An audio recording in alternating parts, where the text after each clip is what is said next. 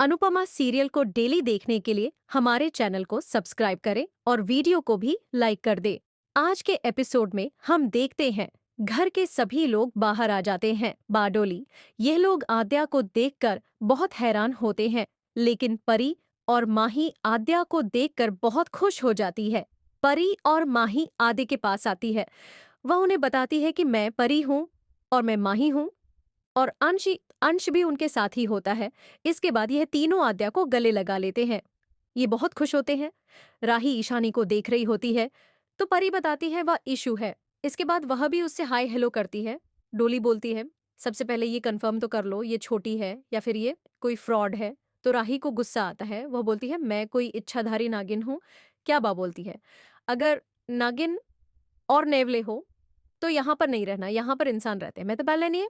फिर बा बोलती है मैं सितार बजाना अभी भी भूली नहीं हूँ। राही को आता है।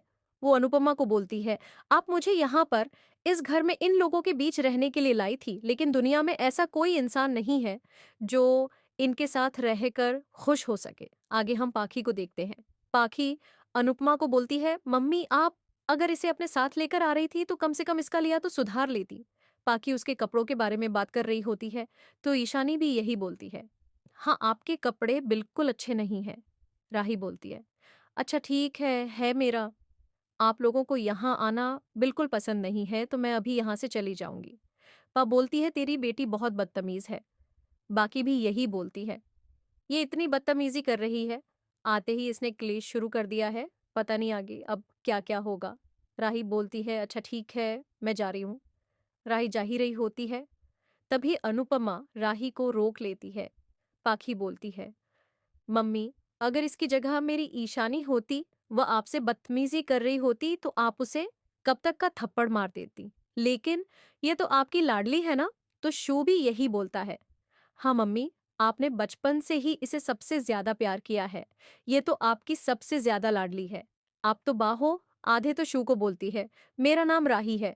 बा बोलती है पता नहीं तेरे कितने नाम है। आधे बोलती है आपको मेरे नाम से भी प्रॉब्लम है, मेरे कपड़ों से भी प्रॉब्लम है, मुझसे भी प्रॉब्लम है, मैं यहां से चली ही जाती हूँ।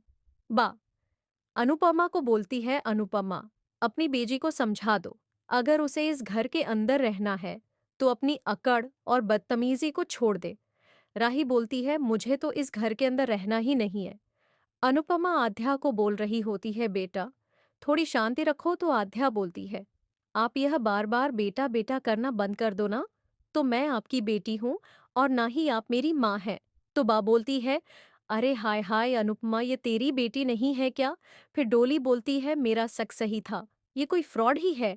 अनुपमा उन लोगों को समझाती है और बोलती है ये गुस्से में है तो ऐसी बातें कर रही है।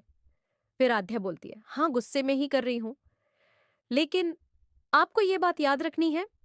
अनुपमा माही को बोल रही होती है तुम जाकर आरती की थाली लेकर आओ।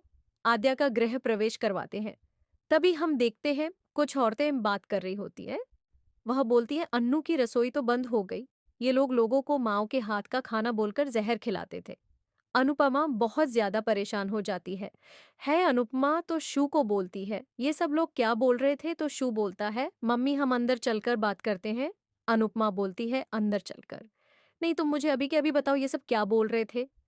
तो शू झूठ बोलता है। तो शू बोलता है जानकी काकी के बहकाव में आकर हमारे यहाँ काम करने वाली सारी औरतें हड़ताल पर चली गई है। अनुपमा ये सुनकर बहुत दुखी हो जाती है। तो शू बताता है मम्मी हमारा सबसे बड़ा वाला ऑन ऑर्डर रिजेक्ट हो गया। अनुपमा बोलती है इतने साल से कभी भी अनु की रसोई का ऑन ऑर्डर रिजेक्ट नहीं हुआ है। अनुपमा बोलती है तुम मुझे पूरी बात बताओ क्या हुआ। तो अशु बोलता है कमलेश भाई ने हमें पेमेंट टाइम पर नहीं दिया, तो मैंने अपने दोस्त के यहाँ से मसाले खरीद लिए।